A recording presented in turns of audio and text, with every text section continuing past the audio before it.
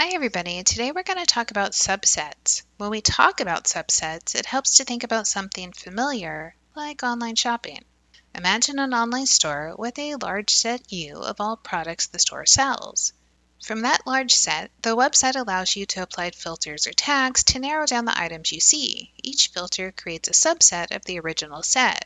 For example, suppose you are shopping for shoes.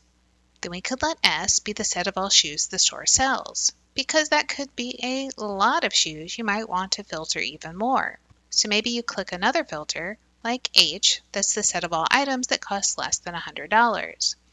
And because sometimes we're a little impatient, we might also click on N, the set of all products that can arrive overnight. So now we've taken our big set U and turned it into a smaller subset that doesn't take as long to scroll through all the items. It might look something like this. It's important to remember that an item can belong to more than one subset at the same time.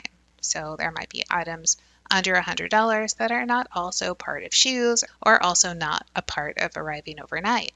Also remember that sometimes the combination of filters is a bit restrictive. For example, if we try to filter the shoes into shoes we can get tomorrow that cost under $10, we might find out we don't have any results. We have an empty subset. So subsets help us model how filtering systems work in many digital platforms. We start with a large set of items, apply filters that create subsets, and sometimes the combination of those sets leave us with no results at all. Let's look at this a little more formally. The definition of a subset is that A is a subset of B if every element of A is also an element of B. Our notation is A, and our symbol looks like a U that kind of got knocked over and has a line underneath, and then we have B. So we say A is a subset of B. As an example, we could have the set 3, 5 as a subset of the set 1, 3, 5, 7, 9. It's very important to note that when I look at a subset, I need to use the right notation. So I should have set brackets around the subset just like I have set brackets around the set. I can also have a set 1. That's a subset of the set of all x, where x is less than 5 and x is a natural number. This works for infinite sets as well. I could have the set 2, 4, 6, 8 that continues, and I can say that's a subset of the set of all x where x is an integer. So nothing says the subsets have to be finite. Let's look at two properties of subsets that will be important as we move on.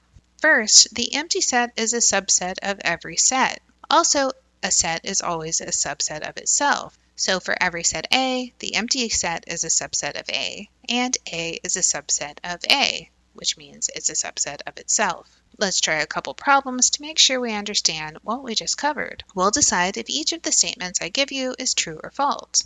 We'll start with the set 1, 3, 7 being a subset of 2, 3, 4, 5, 6, 7, 8, 9. So is this true or false? This time, the answer is it's false. 1 is not in the set on the right.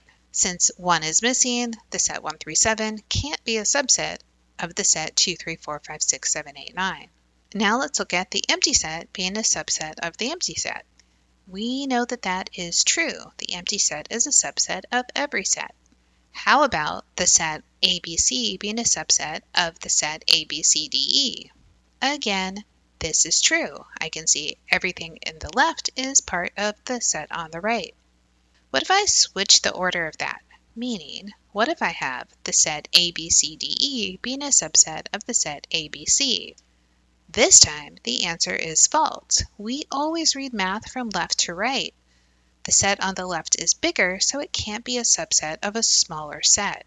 As a point of clarification, there are two ways to write a subset, with and without a line underneath it. Think of this like less than versus less than or equal to. In the first case, the symbol without the line underneath it is called a proper subset, which means the two sets can't be equal. To keep things simple, in this course, we will use the symbol with the line underneath. This symbol allows the possibility that the two sets are equal, and it works well for most situations we will study.